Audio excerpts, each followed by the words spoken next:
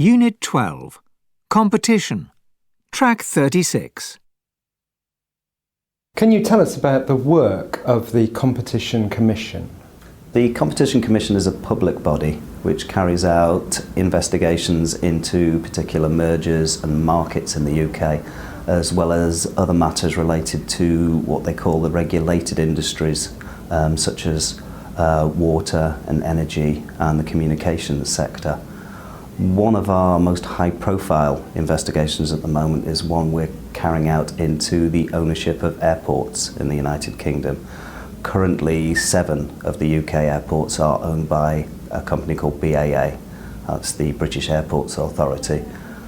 We've been asked to look into their ownership of those airports and whether that ownership structure is in the interests of consumers or whether an injection of greater competition would benefit the users of those airports. Unit 12. Competition. Track 37. In some business sectors there may be very few competitors. How can you ensure fairness in such cases? It's actually a matter of not so much looking at the number of competitors or providers in a particular market, so much as looking at the dynamics of that market.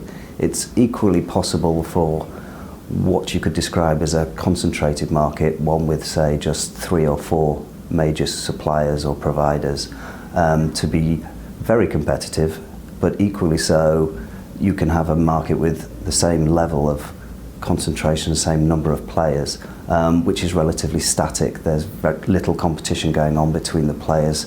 Customers aren't switching, and the companies concerned aren't reacting with each other in the way that you'd like to in a competitive market. For example, one of our recent inquiries was into the groceries market in the UK. That is quite a highly concentrated market in the sense that there are sort of 4 or 5 major grocery companies in this country, and they control something in the region of 80% of the market. However, after in-depth investigation, it was clear that this is a market where these companies are competing actively with each other. Customers have a choice and they're exercising that choice, and as a result the companies concerned are competing with each other, which brings the benefits in terms of lower prices, innovation and greater choice for consumers. Unit 12. Competition. Track 38. We could contrast that with another inquiry that we completed about 2 years ago into what's known as liquid petroleum gas for domestic users.